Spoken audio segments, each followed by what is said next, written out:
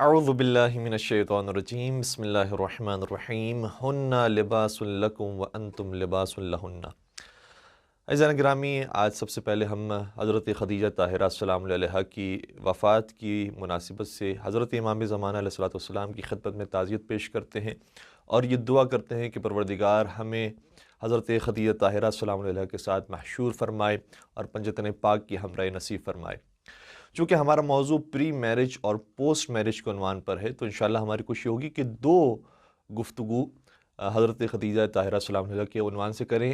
ایک کا حصہ پری میرج سے متعلق ہوگا، دوسرے کا تعلق پوسٹ میرج سے متعلق ہوگا۔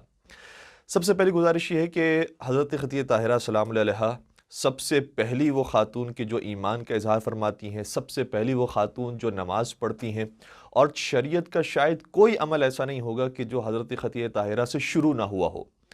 اور پھر آپ دیکھیں کہ امہات المؤمنین کے اندر بھی سب سے پہلی وہ خاتون کہ جسے ام المؤمنین کا لقب ملتا ہے وہ حضرت خدیجہ طاہرہ السلام علیہا ہے۔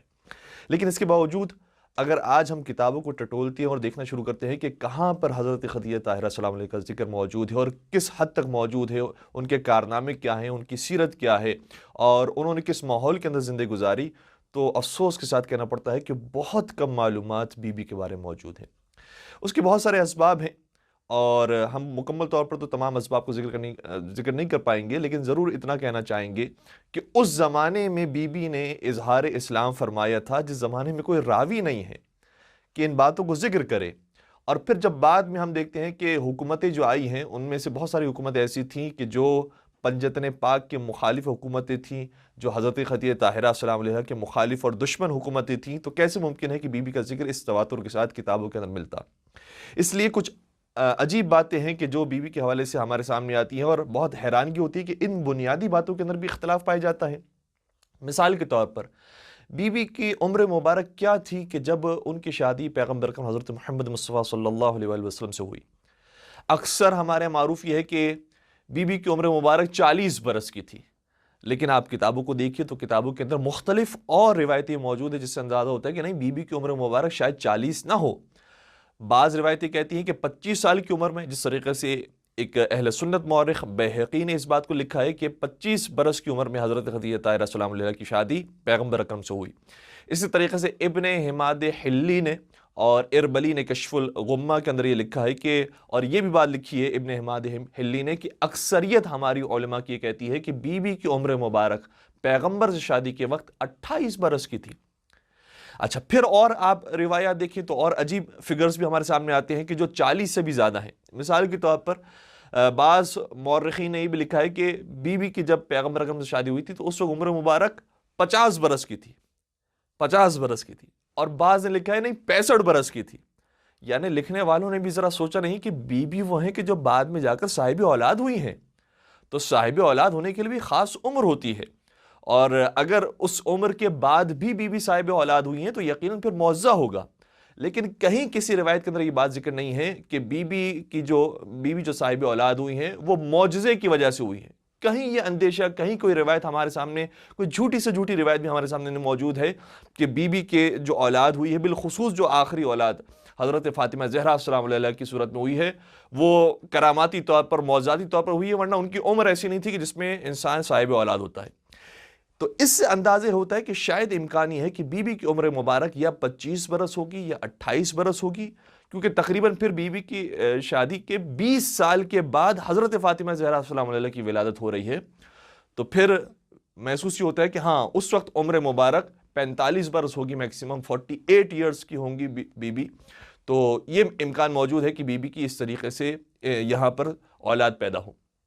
دوسری بات یہ ہے کہ بی بی جس زمانے کے اندر موجود ہیں وہ آپ زمانہ محسوس کریں، قرآن مجید نے اس بات کو ذکر کیا ہے، وَإِذَا بُشِّرَ أَحَدُهُمْ بِالْأُنْثَى ظَلَّ وَجْهُهُ مُسْوَدًّا وَهُوَ كَظِيمٌ يَتَوَارَى مِنَ الْقَوْمِ مِنْ سُوءِ مَا بُشِّرَ بِهِ أَيُمْسِكُهُ عَلَى هُونٍ أَمْ يَدُسُّهُ فِي التُّرَابِ أَلَا سَاءَ مَا يَحْكُمُونَ۔ قرآن مجید یہ کہہ رہا ہے کہ جب اس دور جاہلیت کے اندر کسی شخص کو یہ خبر دی جاتی تھی کہ تیرے یہاں بیٹی کی ولادت ہوئی ہے، لڑکی پیدا ہوئی ہے، تو اس کا چہرہ اتنا سیاہ پڑ جاتا تھا کہ اپنے چہرے کی سیاہی کو چھپانے کے لیے اپنے قوم سے دور چلا جاتا تھا، اور پھر اپنے ہی آپ سے یہ باتیں کرتا تھا اور یہ فکر کر رہا ہوتا تھا کہ میں اب اس لڑکی کو زندہ رہنے دوں اور ذلت کے ساتھ زندگی گزاروں، یا اپنی عزت بچانے کے لیے اس لڑکی کو زندہ درگور کر دوں۔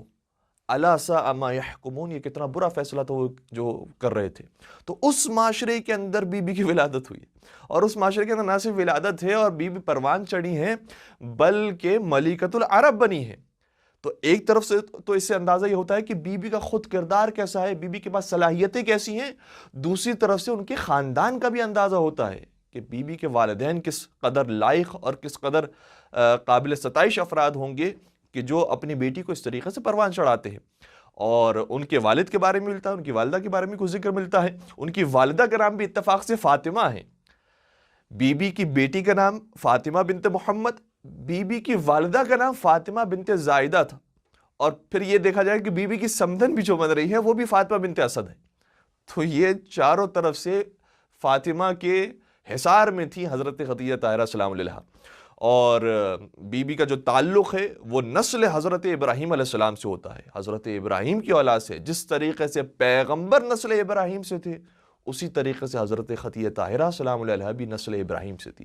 حسب و نسب کے اندر دونوں برابر تھے، جتنی وہ حق رکھتی تھی حضرت ابراہیم کے نسل سے ہونے کی، اتنا ہی حق رکھتے تھے پیغمبر اکرم کہ وہ حضرت ابراہیم کی نسل سے ہوں۔ تو اس معاشرے کے اندر بی بی کی ولادت ہو رہی ہے، پھر بی بی پروان چڑھ رہی ہیں۔ ملکۃ العرب بننا وہ ایک اپنے مقام پر بحث ہے، اور یہ تعجب کی بات ہے کہ میل ڈومینیٹنگ سوسائٹی کے اندر کیسے خاتون اتنی زیادہ ترقی کر جائیں۔ دوسری طرف سے روایات اور عجیب ہیں۔ فتح الباری، اہل سنت عالم دین کی لکھی ہوئی کتاب عمدۃ القاری کے اندر بھی یہی بات لکھی ہے کہ کانت تدعى فی الجاہلیت الطاہرہ، زمانے جاہلیت کے اندر بھی بی بی کو طاہرہ کہہ کر پکارا جاتا تھا۔ اللہ اکبر۔ جو بے لباس طواف کرنے والے ہوں، جہاں پر فحش کام عام ہوں اور خواتین کو حقارت کی نظر سے دیکھا جاتا ہو، اس معاشرے کے اندر اتنا خوبصورت خاندان تھا کہ بی بی کا اس زمانے میں لقب مشہور ہو گیا تھا کہ یہ طاہرہ ہے۔ اور مجھے کہنے دیجئے کہ ایک طاہرہ وہ ہیں کہ جو آیے تطہیر میں داخل ہونے کے بعد طاہر کہلاتے ہیں، اور ایک طاہرہ وہ ہیں کہ جو آیے تطہیر نازل ہونے سے پہلے لوگوں کی زبان سے طاہرہ کا لقب پاتی ہیں۔ اور پھر دوسرا لقب بھی بی بی کا آپ دیکھیے، وہ بھی روایات کے اندر ملتا ہے کہ بی بی کو سیدہ قریش بھی کہا گیا، یعنی قریش کی سردار خاتون تھی۔ واقعاً ان کے اندر بڑی صلاحیتیں موجود تھی، اور یہ کہا جا سکتا ہے نیکیوں کا پیکر ہے حضرت خدیجہ طاہرہ سلام علیہا، نیکیوں کا سرچشمہ ہے حضرت خدیجہ طاہرہ سلام علیہا۔ ام المومنین کے لقب کی لاج رکھی حضرت خدیجہ طاہرہ سلام علیہا نے۔ اور اگر تمام خوبیوں کے اندر اگر آپ ہم سے سوال کریں کہ کون سی خوبی ایسی ہے کہ جو سب سے زیادہ پرومیننٹ ہے، سب سے زیادہ بہترین خوبی اور سب سے زیادہ مایہ ناز خوبی اس بی بی کے اندر کون سی ہے، تو شاید ہو سکتا ہے لوگ یہ کہیں گے کہ بی بی ملکۃ العرب تھی، مالدار تھی، اور قرآن نے بھی اس کا ذکر کیا ہے۔ اتنی مالدار ہونے کے باوجود سب کا سب رائے خدا میں خرچ کر دیا۔ وَوَجَدَكَ عَائِلًا فَأَغْنَىٰ، اے رسول آپ تنگ دست تھے، ہم نے آپ کو غنی بنایا۔ تو غنی بنایا تو کس کے ذریعے بنایا؟ روایات کے اندر ہے بِمَالِ خدیجہ، حضرت خدیجہ طاہرہ سلام اللہ کے مال کے ذریعے آپ کو غنی بنایا۔ یعنی وہ بی بی کہ جن کے مال کو خدا اپنا مال کہے اور کہے کہ میں نے غنی بنایا ہے تجھے، اس بی بی کے مال کے پاک و پاکیزگی کا کیا عالم ہوگا۔ تو دوسری ایک طرف سے یہ کہ ملکۃ العرب ہے، دوسری طرف سے طاہرہ ہے، تیسری طرف سے سیدہ قریش ہے، بہت ساری خوبیاں بی بی کے اندر موجود ہے۔ لیکن شاید وہ خوبی جو سب سے بہترین اور اعلیٰ ترین خوبی ہے وہ یہ ہے کہ بی بی سچے دل کی مالک تھی۔ بی بی خلوص اور اپنے آپ کے اندر جو انکساری پائی جاتی تھی وہ کمال کی تھی، یعنی کسی سے کچھ مطلب نہیں ہے۔ سنسیئرٹی جو بی بی کے اندر پائی جاتی تھی وہ کسی اور کے اندر موجود نہیں تھی۔ ازواج رسول سبھی تھیں، لیکن جو سنسیئرٹی بی بی کے اندر پائی جاتی ہے وہ کسی کے اندر نہیں پائی جاتی۔ اور میں یہ بات کیوں دعوے کے ساتھ کہہ رہا ہوں؟ اس لیے میں نے آپ کی خدمت میں دعوے کے ساتھ بات کی ہے کیونکہ نہ صرف بی بی نے مال خرچ کیا ہے پیغمبر کے اوپر، دین خدا کے اوپر، بلکہ اس مال کی تعریف پروردگار کر رہا ہے۔ اور پروردگار اگر کسی کے مال کی تعریف کرے تو پروردگار ظاہری مال کو نہیں دیکھتا کہ کتنا خرچ کیا ہے، 1,00,000 خرچ کیا ہے یا 1 کروڑ خرچ کیا ہے یا 1 ارب خرچ کیا ہے۔ پروردگار یہ دیکھتا ہے کس نیت کے ساتھ خرچ کیا تھا۔ کہیں اپنی نیک نامی تو نہیں چاہتا تھا، اپنی مشہوری اپنی شہرت تو نہیں چاہتا تھا کہ بھائی میں نے خرچ کیا، میرا بھی نام آئے گا، کہیں پر لکھا جائے گا کہ ہاں انہوں نے خرچ کیا تھا۔ لیکن نہیں، چونکہ پروردگار انسان کے دل کو دیکھتا ہے، خلوص نیت کو دیکھتا ہے۔ اگر کم بھی دیا جائے لیکن رائے خدا میں نیت صاف ہو تو پھر پروردگار آیتیں نازل کرتا ہے، وَيُطْعِمُونَ الطَّعَامَ عَلَىٰ حُبِّهِ مِسْكِينًا وَيَتِيمًا وَأَسِيرًا۔ کیا دیا تو پنجتن پاک نے؟ صرف روٹیاں تو دی تھی، لیکن کم کو اور زیادہ کو نہیں دیکھتا پروردگار۔ پروردگار یہ دیکھتا ہے کہ کس خلوص کے ساتھ دیا ہے۔ تو حضرت خدیجہ طاہرہ نے اتنی سنسیریٹی کے ساتھ یہ سارا مال خرچ کیا کہ پروردگار عالم نے باقاعدہ جبرائیل امی کو نازل کیا، اے جبرائیل جاؤ اور میرا سلام خدیجہ طاہرہ کی خدمت میں پیش کرو۔ اللہ اکبر۔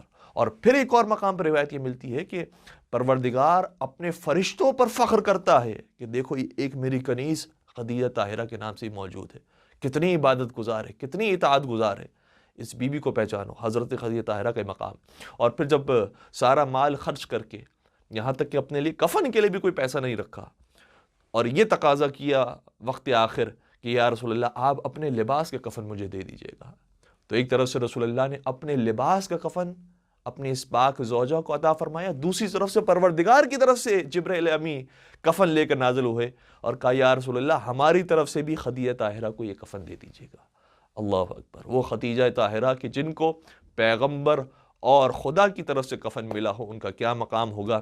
لیکن مجھے کہنے دیجئے کہ صرف یہ بی بی مظلومہ نہیں ہے، بلکہ ان کی اولادوں میں بھی ایسے مظلوم نظر آتے ہیں کہ جو بے گور و کفن شہید کیے گئے۔ پروردگار سے دعا کرتے ہیں کہ پروردگار ہمیں حضرت خدیجہ طاہرہ سلام اللہ علیہا اور مولا امام حسین صلی اللہ علیہ وسلم کے ساتھ محشور فرمائے اور ان کے آخری فرزند حضرت حجت ابن الحسن کے ظہور میں تعجیل فرمائے۔ والسلام علیکم ورحمۃ اللہ وبرکاتہ۔